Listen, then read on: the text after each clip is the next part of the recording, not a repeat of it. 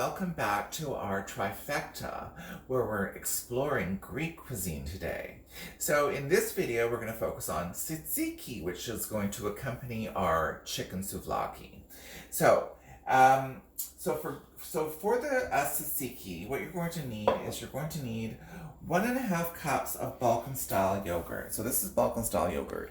It needs to be quite a thick yogurt, and I say that, well, for me, I like thick things, really thick things. So it needs to be thick, and the reason I say it needs to be thick is because you're actually going to be adding liquid to it, which will thin it down.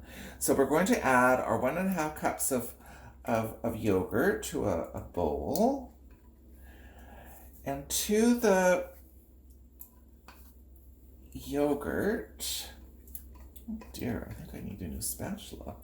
To the yogurt, we're going to add, one of the key ingredients is cucumber.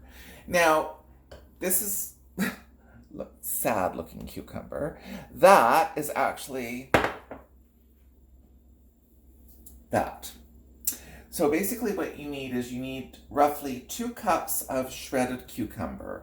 And what you do is you put the shredded cucumber in a colander in the sink, and you sprinkle it with 1 teaspoon of salt, and you mix it all around so the salt gets all evenly distributed, and you let that sit for about 10 minutes. And the salt is going to pull the water out of the cucumber, because you can see, literally, that is an entire cucumber. That is what that started out as.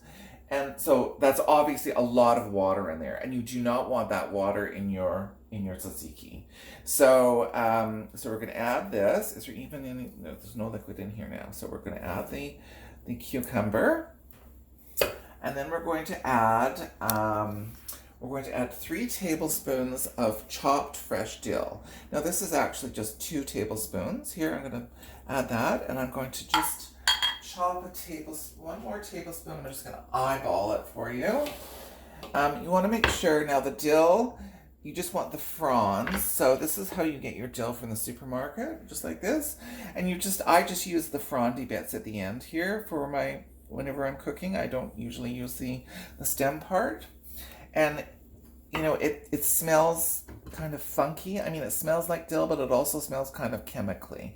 And so you want to give it a good wash, like you would wash anything. And then just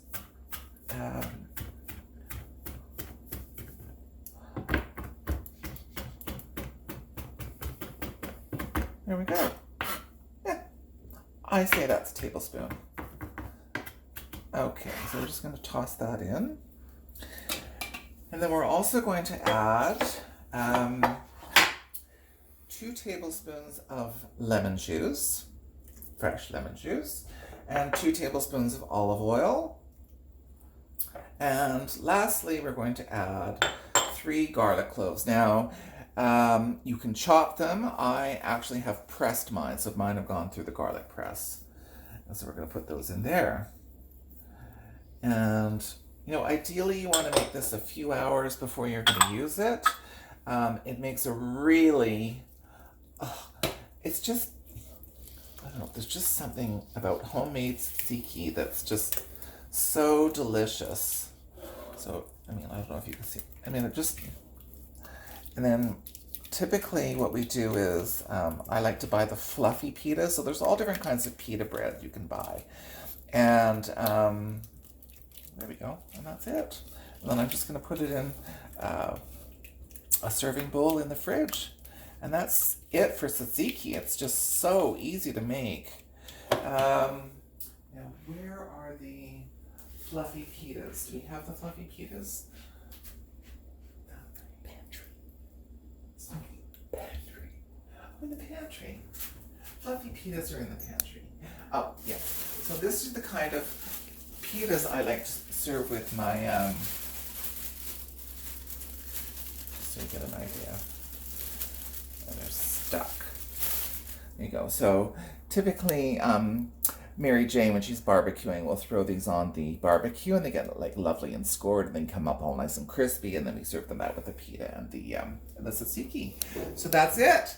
So we hope you enjoyed a quick recipe for tzatziki, and stay tuned, and we're going to follow up with our last recipe, which is Greek salad. See you soon. Oh, before you go, folks, there is one very important instruction about tzatziki that I forgot to mention, and regarding the cucumber. So the cucumber is going to sit in the colander for 10 minutes with the salt mixed in.